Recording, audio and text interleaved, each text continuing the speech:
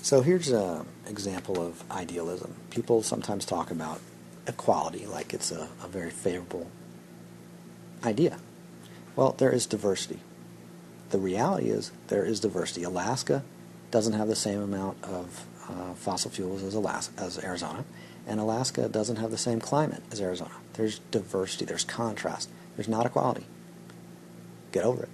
The equality propaganda of communists or anyone else is the equality of slaves and of inmates and of the impoverished, such that the elite bureaucrats, the Communist Party elite, in the case of communists, they have all the power, and the masses are all equal to each other, the other members of the herd, in their relative economic powerlessness, their poverty.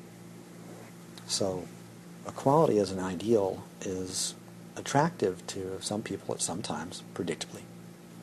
But there's no such thing as equality. There's diversity. 8-year-olds don't make good plane pilots and helicopter pilots. We don't even bother to train them. So if you want, if you think there's equality and you're flying on a plane, then do you mind if the 3-year-old in the front seat who says he's very interested in flying the plane, do you want that person to be flying your airplane? No. So what's happening in recent years in terms of economics is simply an accelerating of a transfer of affluence from a huge number of speculative gamblers to a rather small number of prudent investors. So what so many people really want to prevent when they talk about preventing stuff, get into political activism and so on, what they want to prevent is the repeating of the abysmal personal results that they have experienced, such as a collapse in revenue, bankruptcy, fear, terror, embarrassment. So don't forget that personal psychology is involved in all commentaries about everything, including economics, but also when people comment on politics, they're commenting from their own personal psychological interpretations. When they comment on sports, when they comment on how is the NFL, National Football League, how are they handling the strike of referees, all of those things reflect people's personal biases. If you want to know somebody's personal biases, talk to them for a few minutes. It's going to be all over their commentary, whether you're talking about music or politics or economics or sports or whatever. People can't talk without revealing personal bias.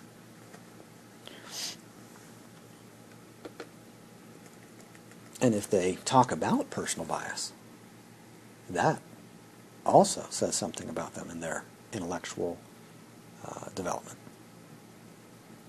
If they talk about it clearly and calmly, that demonstrates a difference from people who don't seem to acknowledge the existence of personal bias. So as infrastructures collapse, what do people say about the collapsing of infrastructures? Well, infrastructures, what I mean by that, could be like the physical geological infrastructure of the surface of the planet. That would be an earthquake, is the collapse of that infrastructure. War is a collapse of certain kinds of infrastructure, certainly destruction of roadways and buildings and so on, killing of people. Market panics can be a collapse of infrastructure when companies go out of business. That is a structure. The business itself can be called a structure. So when infrastructures collapse, we again notice that people talk about those collapses differently. Some people talk about collapses like there's no such thing as collapse. Other people will be interested in blame, like who's to blame for the earthquake, who's to blame for the hurricane, who's to blame for the war, who's to blame for the market trend shift. And if people are talking about blame, that typically would be a reflection of shock and terror. They probably didn't adapt to things. They probably didn't benefit to things. They probably didn't board up their homes. They heard the warnings about hurricanes and they didn't take action to preserve their assets and to promote their economic interests. So then they're going to talk about, it's you know who it is? It's the god Jupiter. It's actually my neighbor who should have made that sacrifice to the god Thor, and they didn't, and that's why the hurricane demolished my house. So what I need to do now, so that I have a house, is kill my neighbor and take their house, because they boarded up their house, but they didn't prevent the hurricane from knocking down my house. Let's kill them. So that's the kind of logic that sometimes comes up, and it's not that that kind of logic and that kind of behavior never happen. It does happen. Somebody who's clear about personal bias can recognize those kind of things as potentially predictable. So people who are blaming, or in the mode of blaming, for whatever reason, they're actually communicating, interacting, they're socializing, they're looking for someone who will not crumble emotionally at certain presentations of reality, certain exposing of distress. If somebody is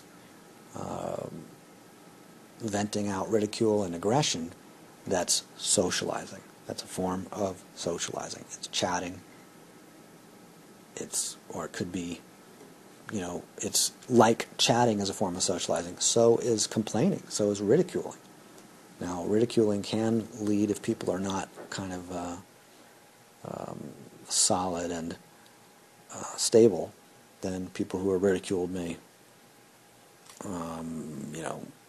defend themselves or fight back or withdraw or whatever. But at some point, people just kind of stand their ground, and they get, people throw their criticisms out there, and some people run, some people fight back, and some people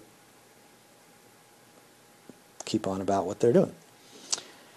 So people who are in the mode of blame, they're coping. That's they're doing what's economically appropriate for them based on their interpretation, based on their values, based on their social skills and interpretive skills and predictive skills. Blaming is the perfect thing to do, or else they wouldn't be doing it. So I was recently accused of justifying various things in our world, various patterns that have been around for however many thousands of years. I was accused of justifying them. Things like the existence of certain political systems and the existence of economic disparity.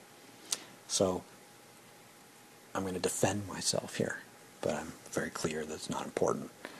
I was not justifying that Alaska or Saudi Arabia may contain more oil than Italy or Malaysia or Morocco. I was just acknowledging that some places have more of various kinds of resources than others. I'm not justifying it.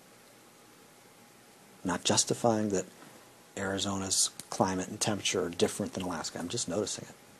I'm not coming from a presumption that equality is preferable. Diversity is what's obvious within reality, and I don't have any contempt for reality. And so I've seen statistics indicating that 99% of the population of humanity today earns less than $35,000 per year. That makes everybody who earns that or more the top 1% of income earners. So I'm not justifying that economic disparity. I'm just saying that the top 1% of humans has, measures indicate that that's people who earn $35,000 or more per year. I'm just measuring it. I'm not justifying it. I'm measuring it. If you don't like the measurement, okay, you don't like it. If you're scared or guilty or whatever, that's what you are. So the economic prosperity of the top 1% of humans has changed over time. 100 years ago or 1,000 years ago, people had less energy available to them in terms of things like electricity, lighting, computer technology, recording devices. Like, there's this huge change in economic prosperity over the last 100 years or 1,000 years or 100,000 years. There's this huge change in there's been a huge acceleration of economic affluence, and at least in certain ways. I'm not justifying that. I'm not saying it's my fault or it's the superior political system in Arizona that results in our weather being how it is, and which is wonderful, or it's our political system that results in our weather being how it is, which is horrible. None of that's required. Those are all reflections of personal bias. Horrible, wonderful. It is what it is. So I'm not justifying that the prosperity of the bottom 99% of humanity in terms of income earning, measures. I'm not justifying that it's shifted. It just has shifted. It's not even important to measure, the top 90% or top 99%. I'm not even saying those things are important. The average physiological health, which I am interested in, people's health, my own health in particular, by the way, the average physiological health of a 25-year-old human has plunged in the last 10,000 years. We can look at the archaeology and anthropology and say, okay, let's look at these skulls and the bone density of the skulls. Let's look at the teeth and the health of the teeth.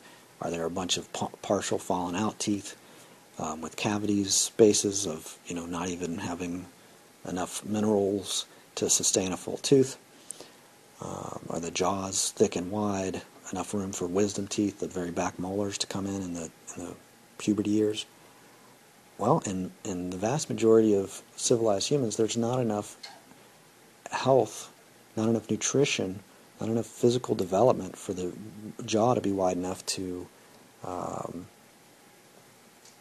have space for those final molars that can come in during puberty, and so those final molars can come in. It can cause crooked teeth and crowding of teeth and all sorts of issues. But the bottom line is, when people nourish themselves, they have bigger jaws and their teeth can fit in there. No one needs to be blamed. Just, okay, here's a narrow jaw, here's a wide jaw. We can notice the correlations. We can predict, or we can blame and ridicule. So in the last 10,000 years, the average physiological health of a 25-year-old human has plunged. But the economic power has just massively shifted. We have cars and airplanes and running water and all this stuff. So as human population has ballooned in the last 10,000 years, more people started eating a lot of grains, and they didn't need to be healthier because they had so much provided to them through society.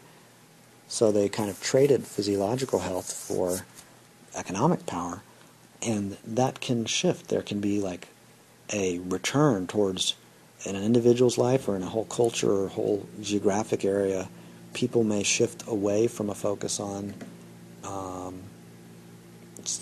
social connections and focus more towards physiological health. Say they're choking. They just don't really care about who's around. They just want to breathe. So in the last 10,000 years, human population has ballooned. More people ate a lot of grains, and really that was not happening much at all in the period prior to 10,000 years ago.